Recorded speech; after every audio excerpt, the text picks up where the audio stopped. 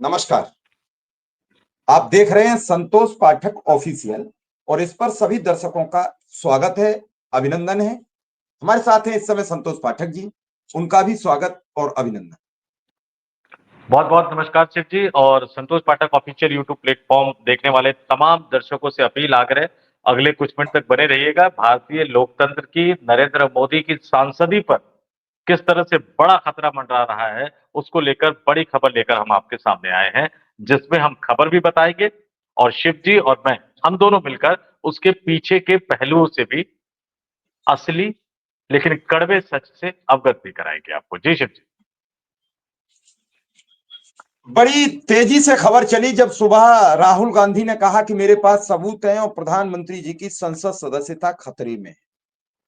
अभी अभी मैंने जस्ट देखा, चुनाव आयोग ने उस पर फैक्ट चेक करके दिया है कि ये फर्जी खबर है। अभी अभी जस्ट चुनाव आयोग ने फैक्ट चेक कर दिया। उस पर कई देश के चर्चित पत्रकारों ने भी लिखा है कि राहुल गांधी चुनाव आयोग पर निराधार आरोप लगा रहे हैं।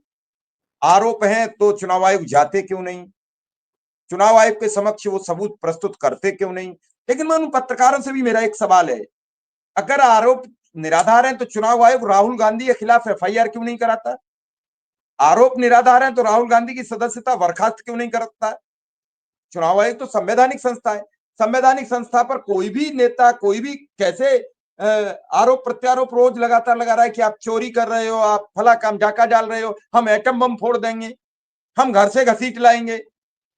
ये सब आरोप आप पर लग रहे हैं और आप उन आरोपों की मनगढ़ंत कहानियां बनाकर एक फैक्ट चेक लिख देते हो कि ये खबर फर्जी है। अरे आप उनके खिलाफ कार्रवाई करो, जब वो नहीं आपको सबूत दे रहे हैं तो आप तो कार्रवाई कर सकते हो। तो इसी सिलसिले में हम सीधा संतोष पाठक सर के पास पहुंचेंगे कि पाठक जी, किस तरीके से ये चर्चा चल पड़ी कि चली जाएगी संसद सदस्यता। फिर मेरा अगला सवाल आपसे होगा कि राज्यसभा में सीआईएसएफ का प्रयोग क्यों, सदन में, किसी भी सदन में सीआईएसएफ का प्रयोग क्यों, क्या कारण है? क्या मार्शल कमजोर पड़ गए, या फिर सदन के जो दोनों अध्यक्ष हैं, एक के तो अध्यक्षता जो प्रमुख रूप से उपराष्ट्रपति करते हैं, वो इस समय इस्तीफा दे चुके हैं, तो उसका सारा कारोबार उपसभापति पर है। इधर तो लोकसभा अध्यक्ष मौजूद हैं, उनकी एक तस्वीर भी वायरल हो रही है कि जिसमें वो जब मोदी जी स्पीच दे रहे हैं तो अलग तरीके की है, और जब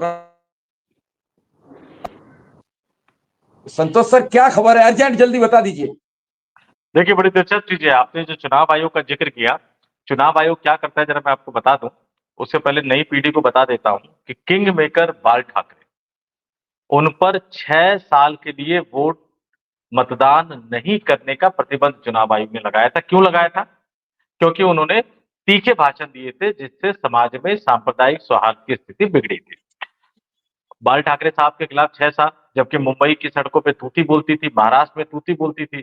उन्होंने तो एक आध बार दिया था, नरेंद्र मोदी साहब तो कितने बार पता नहीं, मंगलसूत्र से लेकर कहाँ-कहाँ तक पहुँच गए, कपड़े तक, पहनावे तक, कहाँ-कहाँ तक पहुँच गए, चुनाव आयोग ने कोई कार्रवाई नहीं की। अच्छा, चुनाव आयोग ने नियम भी बदल दिया। मान लीजिए कि 10 किलोमीटर कोई दौड़कर नहीं जीत पाता है, तो उसने कह दिया नहीं, पहले वाले को तो 10 किलोमीटर दौड़ना पड़ेगा, दूसरे वाला जो 4 किलोमीटर दौड़ लेगा तो हम उसको जीता हुआ घोषित कर देंगे। अब उसको कैसे किया? जब जब भी कोई व्यक्ति, कोई नेता बयानबाजी करता है, तो उसको नोटिस दिया जाता है। मान लीजिए नरेंद्र मोदी ने किया, वो जो शुरू-शुरू में पहुँच गए थे, वो कमल लेके, चुनाव चिन्ह लेकर पहुँच गए थे वोटिंग स्थल पर, जबकि वो होता है कि वो जहाँ बूथ होता है उससे कुछ दूरी पर आप चुनाव चिन्ह नहीं ले जा सकते, लेकर पहुँच गए, नोटिस जारी किया, बाद में किसी तरह से गोल-मट्टा करके उसको रफा-दफा कर दिया गया। चुनाव आयोग ने नियम बदल दिया कि गुनाह कोई भी करे, या दर्शक हंसेंगे सुन के, गलती कोई भी करे, नोटिस जो चुनाव आयोग है उस व्यक्ति को नहीं देगा, वो पार्टी के राष्ट्रीय अध्यक्ष को देगा। क्यों? अब नरेंद्र मोदी साहब के पास के खिलाफ कांग्रेस पार्टी शिकायत लेकर जाएगी, तो चुनाव आयोग कहेगा नहीं, नहीं, नहीं, नहीं, नरेंद्र मोदी को कैसे करेंगे? साहेब है। तो चुनाव आयोग ने नियम बदल दिया कि जिस पार्टी का नेता भी अगर बयानबाजी करेगा तो उसके राष्ट्रीय अध्यक्ष को दिया जाएगा। तो नरेंद्र मोदी साहब करे, अमित शाह करे, जो भी करे, जेपी नड्डा साहब के पास नोटिस जाता था और एक दो दिखावे के लिए उन्होंने राहुल गांधी के खिलाफ जब मामला आया तो मल्लिकार्जुन खड़गे को नोटिस सर्व कर दिया, तो चुनाव भी बदल दिया। मैंने बाल ठाकरे का जिक्र किया, इंदिरा गांधी के बारे में भी सबको पता है कि कैसे अदालत ने आदेश दिया, उनकी सांसदी पर खतरा मंडराया और फिर बाद में आपातकाल लगाया, जिसको लेकर बाद में कांग्रेस पार्टी ने माफी मांगी, जनता ने सत्ता से बाहर भी कर दिया उनको। लेकिन जब ये आपस में सब लड़ते हुए नजर आए, जनसंघ वाले, समाजवादी वाले, तो फिर इनको हराकर इंदिरा गांधी को फिर से सत्ता में लिया है। नरेंद्र मोदी और नियम ये एक दूसरे से बिल्कुल अपोजिट है, और मैं आगे बताता हूं कैसे अपोजिट है। चुनाव होता है, चुनाव की तारीखें ऐसे सेट की जाती है कि एक जगह चुनाव होता है, दूसरी जगह साहब रैली करते हुए नजर आते हैं, जिसका लाइव प्रसारण होता हुआ नजर आता है। तो ऐसे ही एक मामले को कांग्रेस पार्टी ने पकड़ लिया, एक सामाजिक कार्यकर्ता ने पकड़ा, और उस मामले को लेकर वो चुनाव आयोग के पास गए, और चुनाव आयोग ने बड़ा अजीब सा तथ्य दे दिया। चुनाव आयोग ने जो कार्रवाई, उस पर जरा मैं बता देता हूं। पृथ्वीराज चौहान साहब ने, कांग्रेस के नेता, उन्होंने प्रेस कॉन्फ्रेंस की कि 28 दिसंबर 2020 का वाकया है। प्रधानमंत्री नरेंद्र मोदी और तत्कालीन रेल मंत्री पीयूष गोयल और कृषि मंत्री सोलापुर जिले के सांगोला निर्वाचन क्षेत्र में पश्चिम बंगाल के सांगोला से शालीमार तक एक किसान रेल की 100वीं ट्रेन का उद्घाटन किया, और उस समय महाराष्ट्र में ग्राम पंचायत चुनाव और पश्चिम बंगाल में विधानसभा चुनाव दोनों चल रहे थे, और इस कार्यक्रम के लिए चुनाव आयोग और जिला प्रशासन से कोई अनुमति नहीं ली गई। सोच लीजिए, दोनों राज्यों में चुनाव है, कार्यक्रम कर रहे हैं, न चुनाव आयोग से अनुमति ली, न जिला प्रशासन से अनुमति ली। और इस मामले में जब एक कार्यकर्ता प्रफुल्ल कदम जो है, उन्होंने चुनाव आयोग से इसकी शिकायत की, तो चुनाव आयोग के हाथ पांव फूल गए। 2020 का मामला है, चुनाव आयोग ने पाया कि चुनाव आचार संहिता का उल्लंघन हुआ है। लेकिन आप हंसेंगे जानकर कि नोटिस किसको दिया है? प्रधानमंत्री को नहीं दिया है, रेल मंत्री को भी नोटिस नहीं दिया है, बल्कि रेलवे प्रशासन को नोटिस दे दिया। अब रेलवे का अधिकारी तो रैली किया नहीं था, रेलवे के अधिकारी ने तो कार्यक्रम किया नहीं था। अब कांग्रेस के नेता ने, पृथ्वीराज चौहान और बाकी कांग्रेस पार्टी के नेताओं ने बाकायदा प्रेस कॉन्फ्रेंस करके कहा कि वो हाईकोर्ट जाने की तैयारी कर रहे हैं, और हाईकोर्ट में अगर ये मामला जाएगा और सही तरीके से इस मामले की सुनवाई होगी शिव जी, तो देश के प्रधानमंत्री नरेंद्र मोदी की संसद सदस्यता और सांसदी रद्द हो जाएगी। सबसे बड़ी खबर तो ये है चुनाव आयोग ने क्या किया, और जिस तरह से एटम बम फोड़ने की बात राहुल गांधी कर रहे हैं, वो भी दिलचस्प है। स्टोरी के आखिरी हिस्से में उसकी बात करेंगे। अब आते हैं राज्यसभा में सीआईएसएफ। सीआईएसएफ क्या है? जितने औद्योगिक प्रतिष्ठान होते हैं शिव जी, उनकी सुरक्षा करने की जिम्मेदारी सीआईएसएफ को दी गई। संसद मेरी से एक जानकारी दुरुस्त कर दीजिए, तो फिर सदन में कैसे पहुंचेंगे? सदन औद्योगिक संस्थान तो है नहीं, सदन तो जनहित के चुने हुए सांसदों के बैठने की रास्ता है। और संसद में और राज्यसभा में, इन दोनों सदनों में अपने मार्शल होते हैं। प्रत्येक विधानसभा, विधान परिषद में अपने मार्शल होते हैं, जिनके जरिए सदन की सुरक्षा व्यवस्था मुहैया कराई जाती है। अच्छा, मैं इसको कैसे कहता हूं कि कांग्रेस पार्टी ध्यान नहीं देती है। पहले इसका सामना हम पत्रकारों को करना पड़ा था, तो हम नेताओं से कहते थे कि भाई कुछ करो, भाई कुछ करो। वो एक छोटे से दड़बे में हमें कैद खाने में कैद कर दिया गया था। जब हम सदन की कार्रवाई कवर कर रहे थे, तो एक छोटे से कैद खाने में हमें कैद करके रख दिया था। राहुल गांधी भी आए, अखिलेश यादव भी आए, लेकिन उस पुरजोर तरीके से चीजें आगे बढ़ नहीं पाई। अब जब बढ़ नहीं पाई, पत्रकारों की किसी ने सुनी नहीं, तो अब नेताओं पर वो आ रहा है, तो उनके खुद पे बीती है। सुरक्षा में चूक हुई, सुरक्षा में एक चूक हुई। सुरक्षा के चूक के बाद गृह मंत्री से जवाब मांगा गया। गृह मंत्री ने जवाब देने की बजाय ये कह दिया कि नहीं, सारे जो पार्लियामेंट सिक्योरिटी के जवान है उनको हटा दिया जाए, और अब यहाँ पर हम सीआईएसएफ के जवान लगाएंगे। अब संसद का सुरक्षा का अपना एक अलग विंग होता है, मार्शल होते हैं। पार्लियामेंट सिक्योरिटी अपनी एक अलग विंग होती है। अब पार्लियामेंट सिक्योरिटी वाले कोई उस तरह के बड़े बहुत ज्यादा ट्रेन नहीं होते थे, उसी का बहाना बना लिया गया। बाहरी सुरक्षा जो संसद भवन की होती है शिव जी, वो दिल्ली पुलिस करती है। संसद सत्र के दौरान बाकी सशस्त्र बलों को भी वहां लगाया जाता है। लेकिन भारतीय जनता पार्टी अवसर में, आपदा में अवसर ढूंढने के लिए बहुत ज्यादा मशहूर है, आपदा में अवसर ढूंढने के लिए बहुत ज्यादा माहिर है। तो उन्होंने क्या कर दिया, जैसे ही सुरक्षा चूक हुई, तुरंत उन्होंने पार्लियामेंट सिक्योरिटी को हटाया और सीआईएसएफ को लगा दिया। सीआईएसएफ ने पहला काम क्या किया? सीआईएसएफ किस तरह से काम कर रही थी? हम पत्रकारों के आने जाने पर पाबंदी लगा दी गई। एक तरह से पाबंदी कैसे लगाई गई? इस गेट से नहीं जाओगे, उस गेट से जाओगे, उस गेट से घुसोगे तो इस गेट से निकलोगे। मतलब जाना कहीं और से, निकलना कहीं और से, जहां से सांसद निकलेंगे वहां से निकलेंगे नहीं। अब बताइए, हम मतलब अगर हम कहें तो फिल्म का हॉल हो गया कि इस हॉल में हॉल आप से भी, देखोगे हॉल से भी गजब हो गया। अब बतौर पत्रकार देखिए, मेरा सिक्योरिटी क्लियरेंस के बाद पार्लियामेंट का पास बनता है, सभी पत्रकारों का सिक्योरिटी क्लियरेंस के बाद पास बनता है। हमारे जूते उतरवाए जाते थे, जिन्होंने सुरक्षा में चूक की उनकी नहीं, पत्रकारों के जूते उतरवाए जाते थे। हालत ये हो गई कि आप नेताओं से बात नहीं करोगे, नेताओं की बाइट लेने नहीं जाओगे। एक छोटा सा केबिन बना हुआ है जो संसद के बाहर जो एक बना हुआ है संसद भवन परिसर के अंदर, वहां पे लॉक कर दिया गया। हम लोगों ने प्रोटेस्ट किया, बाद में स्पीकर से हमारी बात हुई तो हमें अंदर तक जाने के लिए, लेकिन उसके बावजूद भी कई तरह के किंतु परंतु लगे हुए। पुराने संसद भवन में हम पूरा गोलाकार घूम जाते थे, प्रधानमंत्री कार्यालय, तमाम मंत्रियों के कार्यालय, तमाम नेताओं के कार्यालय। नए संसद भवन में आप घूम नहीं सकते।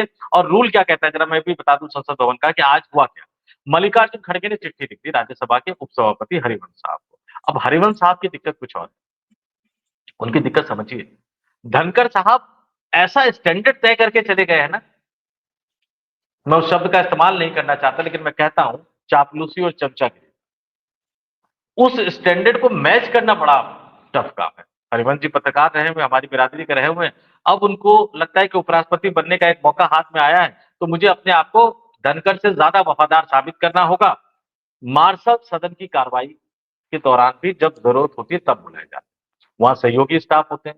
मान लीजिए किसी सांसद को कागज की जरूरत पड़ जाती है, किसी को भाषण देते हुए अचानक पानी पीने की जरूरत पड़ जाती है तो वो होते हैं। अब सीआईएसएफ आ रहे हैं और सीआईएसएफ आ ही नहीं रहे हैं।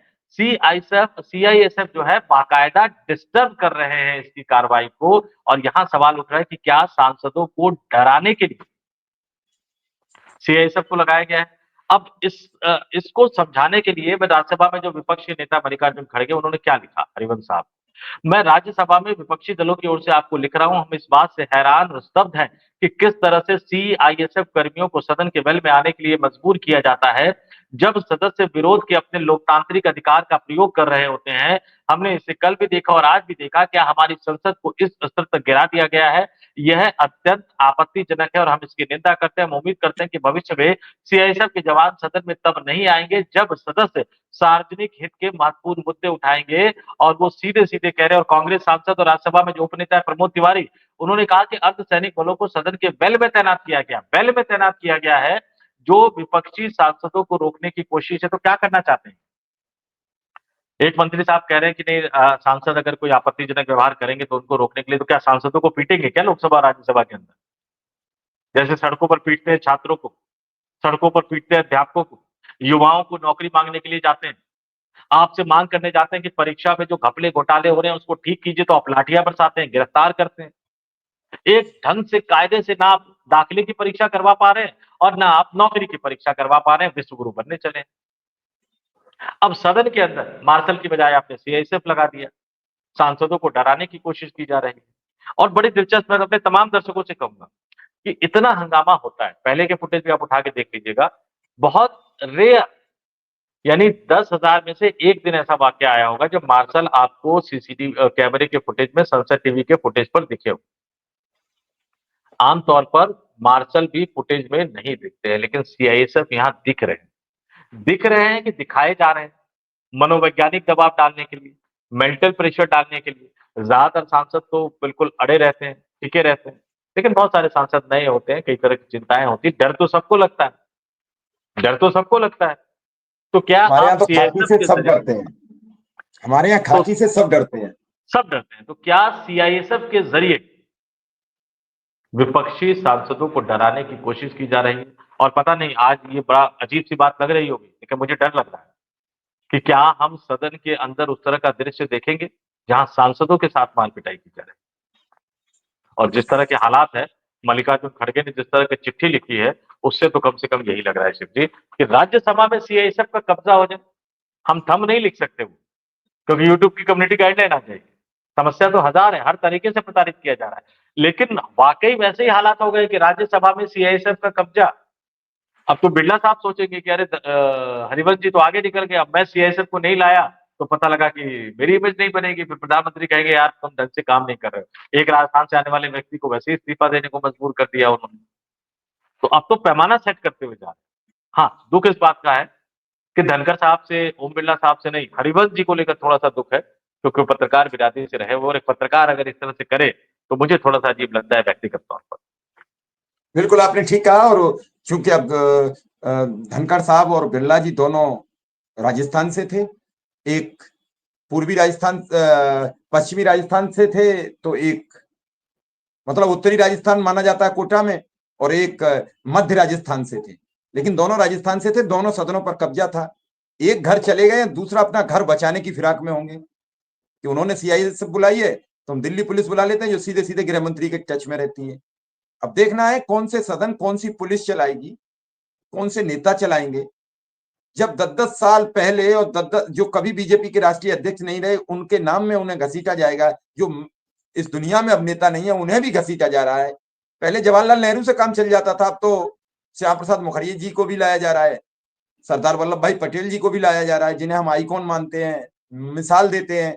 और खुद प्रधानमंत्री जी ने उनकी आदमकद ऐसी प्रतिमा लगवाई गुजरात में। उनका 10 साल जन्म ही बदल दिया, 1950 से 1960 में कर दिया।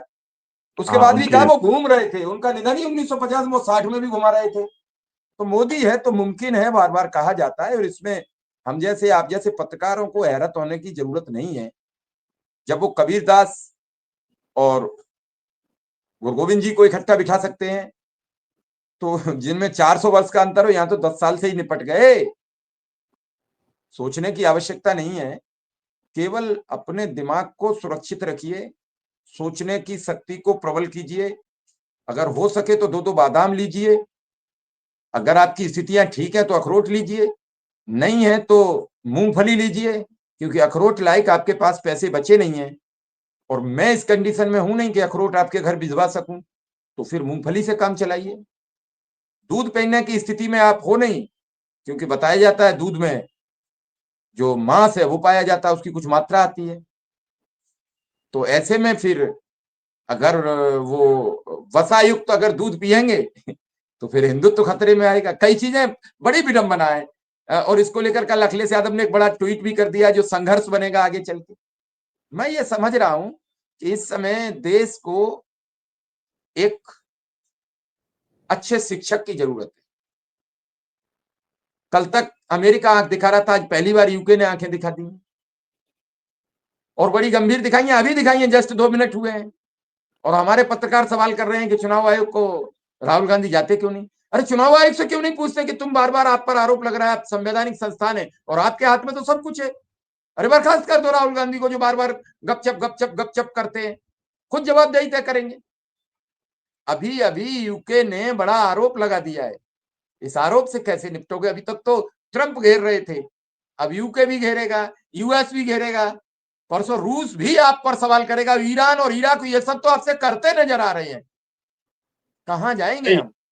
यूके का शिव जी एक बड़ा दिलचस्प बताता हूँ, ईरान को लेकर गोदी मीडिया के चैनलों ने क्या माहौल बनाया था। अमेरिका ने जब टैरिफ लगाया, सबसे पहले ईरान का बयान आया। ईरान इस्लामिक देशों में, मुस्लिम देशों में इकलौता ऐसा देश है जो हर संकट के समय पर भारत के साथ खड़ा रहा। अच्छा, आपने यूके की बात कर ली, अमेरिका की बात कर ली, यहाँ तो बांग्लादेश हाथ दिखा रहा है। बांग्लादेश ने अपना एक मैप जारी किया है, जिसको विवादित मैप कहा जा रहा है। और बांग्लादेश ने अपने नक्शे में क्या खेल किया है, उसने भारत के 7 राज्यों, 1-2 राज्य नहीं, भारत के 7 राज्यों पश्चिम बंगाल, असम, मेघालय, त्रिपुरा, बिहार, झारखंड और उड़ीसा के कुछ हिस्सों को अपने नक्शे में दिखा दिया है। यानी बांग्लादेश भारत के 7 राज्यों के इलाकों को अपना बता रहा है। बताइए, बांग्लादेश भी हमसे डरने को तैयार नहीं, और हम ढंग से उसको भी नहीं समझा पा रहे हैं कि यार तुम कर क्या रहे हो। और हम विश्व गुरु के दावे और दुनिया के सबसे लोकप्रिय चलिए नेता चलिए ट्रंप और सर, इन सब। मोदी है तो मुमकिन, मोदी है तो मुमकिन है। वक्त का आनंद लीजिए और इसी तरीके से हम लोगों को खबरें पहुंचाने का काम करें। फिर एक बार मेरी दर्शकों से अपील है कि संतोष पाठक ऑफिशियल को सब्सक्राइब करते रहिए, देखते रहिए, और ऐसी खबरें पाने के लिए इस वीडियो को शेयर करना मत भूलिए। ये लोगों तक खबरें जाएंगी तभी लोग जागरूक बनेंगे, वरना एक पक्ष तो लोगों को सिर्फ धर्म, संप्रदाय, जाति, हिंदू, मुसलमान की खबरों से पाटना चाहता है। उस पाटी हुई खबरों से निकलने के लिए आपको इस तरीके के चैनल सब्सक्राइब करने चाहिए और खबरों को शेयर करना चाहिए। फिलहाल सभी दर्शकों का, संतोष पाठक जी का आभार, धन्यवाद और नमस्कार। बहुत बहुत धन्यवाद, नमस्कार और तमाम दर्शकों का आभार।